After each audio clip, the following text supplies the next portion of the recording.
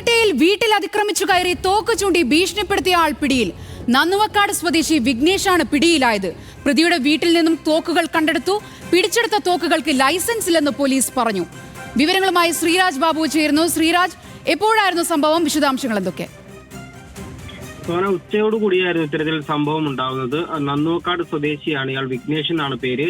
അയാൾ ഇന്ന് ഉച്ചയോടെ സുചിത്ര, ഇവരുടെ ബന്ധു തന്നെയാണ്, ഇയാളുടെ ബന്ധു തന്നെയാണ്, സുചിത്രയുടെ വീട്ടിലെത്തി സ്ത്രീകൾ ഉൾപ്പെടെയുള്ള സമയത്ത് ഇത്തരത്തിൽ തോക്ക് ചൂണ്ടി ഭീഷണിപ്പെടുത്തുകയായിരുന്നു. തുടർന്ന് സുചിത്ര പോലീസിനെ വിവരം അറിയിക്കുകയും പോലീസ് സംഭവ സ്ഥലത്തെത്തുകയും ചെയ്തു. സംഭവ സ്ഥലത്തെത്തിയാണ് ഇയാളെ കസ്റ്റഡിയിലെടുക്കുന്നത്. തുടർന്ന് ഇയാളുടെ വീട്ടിലെത്തിച്ച് കൂടുതൽ പരിശോധന നടത്തിയ ഘട്ടത്തിലാണ് ഇത്തരത്തിൽ 2 തോക്കുകൾ അവിടെ നിന്നും കണ്ടെത്തിയത്. മുൻപ് ഇയാൾ ഹൈദരാബാദിൽ ജോലി ചെയ്തിരുന്ന ഘട്ടത്തിൽ അവിടെ നിന്നും വാങ്ങിയ തോക്കെന്നാണ് പോലീസിനെ അറിയിച്ചിട്ടുള്ളത്. അതുപോലെ തന്നെ ഈ 2 തോക്കുകൾക്കും ലൈസൻസ് ഇല്ല.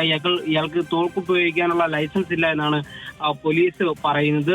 കുറച്ചുനാൾ മുൻപ് ഈ സുചിത്രയുടെ വീട്ടിൽ സമാനമായ രീതിയിൽ എത്തി ഇയാൾ പ്രശ്നങ്ങൾ ഉണ്ടാക്കി, ഭീഷണിപ്പെടുത്തുകയും അതുപോലെ തന്നെ CCTV അടക്കം അടിച്ചു തകർക്കുകയും ചെയ്തൊരു സാഹചര്യം ഉണ്ടായിരുന്നു. അതിൽ പരാതി നൽകിയതിനുള്ള വിദ്വേഷം മൂലമാണ് ഇപ്പോൾ ഇത്തരത്തിലൊരു ആക്രമണം നടത്തിയതെന്നാണ് പ്രതി പോലീസിനോട് പറഞ്ഞിട്ടുള്ളത്. എന്തായാലും കൂടുതൽ പരിശോധന ഇതിൽ നടക്കേണ്ടത് ഈ തോക്കിന്റെ കാര്യത്തിലാണ്. ഇയാൾക്ക് ലൈസൻസ് ഇല്ല എന്ന് പോലീസ് പറയുന്നുണ്ട്. അതുപോലെ തന്നെ ഇയാൾക്ക് എവിടെ നിന്നാണ് ഇത്തരത്തിൽ തോക്ക് ലഭിച്ചത് എന്നുള്ള കാര്യത്തിലടക്കം വിശദമായ അന്വേഷണം വേണ്ടതായിട്ടുണ്ട്. അതുപോലെ തന്നെ ഈ പിടിച്ചെടുത്ത തോക്ക് ഫോറൻസിക് ലബോറട്ടറിയിൽ വിദഗ്ധ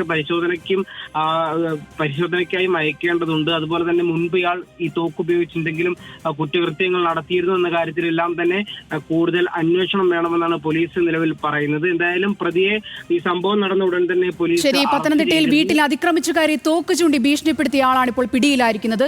ശ്രീരാജ് ബാബുവാണ് പത്തനംതിട്ടയിൽ നിന്നും വിവരങ്ങൾ നൽകിയത്.